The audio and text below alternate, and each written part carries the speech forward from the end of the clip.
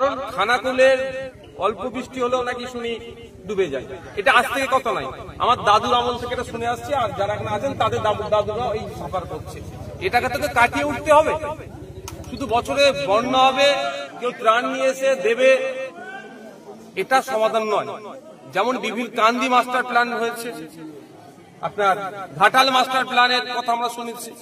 আমাদের আগামী দিনের দাবি আজ থেকে যে আগামী দিনে এবং স্বল্প সময়ের মধ্যে খানাকুল মাস্টার প্ল্যান করতে হবে। যে মাস্টার প্ল্যানে আমি কোনো নির্দিষ্ট পার্টিকে বলছি না, আমি আমার সরকারকে বলছি, পশ্চিমবাংলা সরকার মাস্টার প্ল্যান তৈরি করে কেন্দ্র সরকারের কাছে পাঠাবে। দাদা কদিন আগে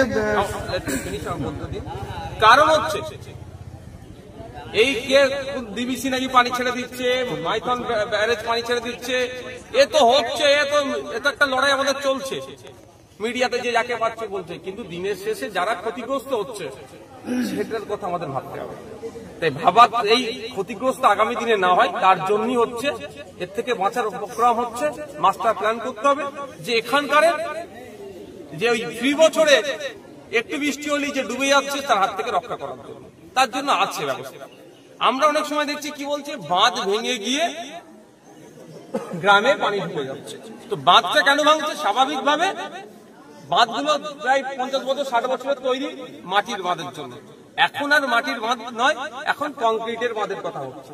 তো আমরা যদি এখানে কংক্রিটের বাঁধ নির্মাণ করতে পারি এবং যথেষ্ট উঁচু করে এবং ড্রেনেজ করতে পারি নদীতে, তাহলে কি নদীতে পানির পরিমাণ লোডিং ক্যাপাসিটিটা বেশি হবে, এখানে পানি ঢুকবে না।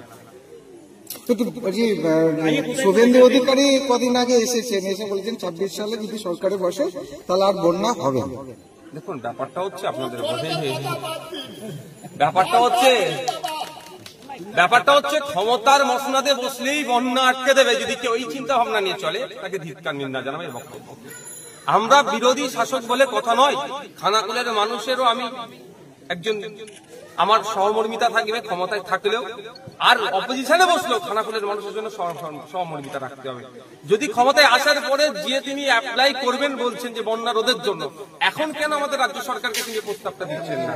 এখনই আমাদের রাজ্য সরকারকে প্রস্তাবটা দিয়ে বন্যা রোধের জন্য কি কি করতে হবে।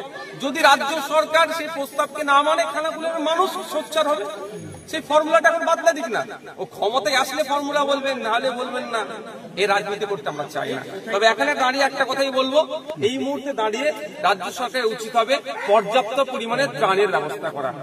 কাজ দিতে পারবে না এই মুহূর্তে, আমি মানছি 100 দিনের কাজ নিয়ে যা ঘটনা হয়েছে না হয়েছে সে বিতর্কে আমি যাবো না, কিন্তু এখানকার যারা কৃষিজ কাজ করে জীবনযাপন করে তারা মাঠে ঘাটে যেতে পারছে না, এদের জন্য ত্রাণের ব্যবস্থা করতে হবে, যাতে করে পরিবার পরিজনকে নিয়ে অন্তত দুবেলা দুমুঠো খেয়ে আর পানীয় জলের ব্যবস্থা পর্যাপ্ত পরিমাণে করতে হবে। এটা আমি সরকারের কাছে চাই।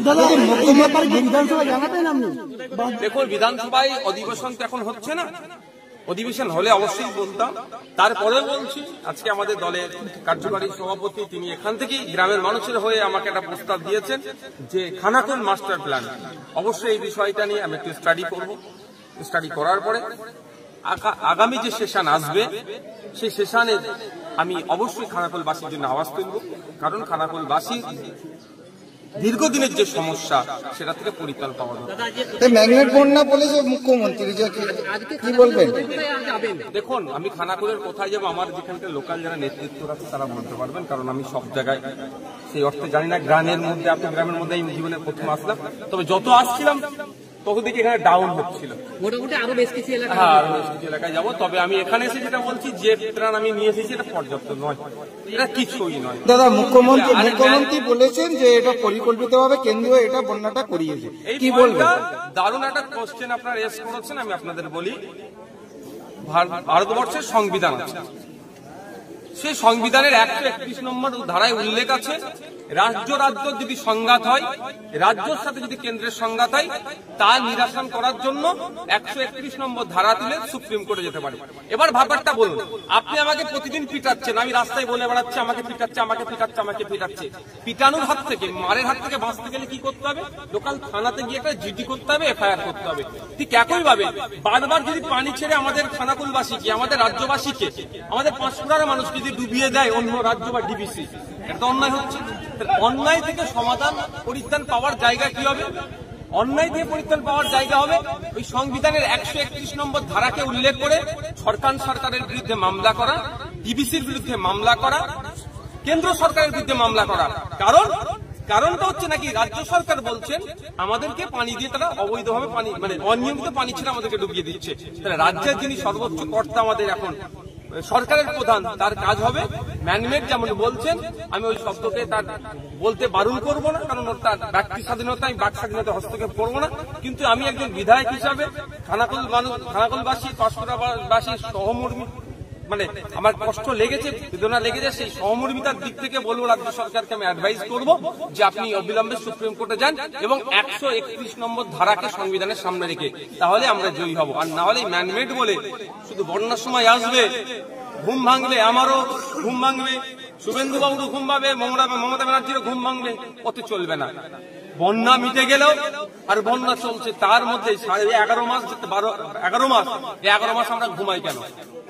11 মাস এটা নিয়ে আমরা চিন্তা ভাবনা করি না কেন?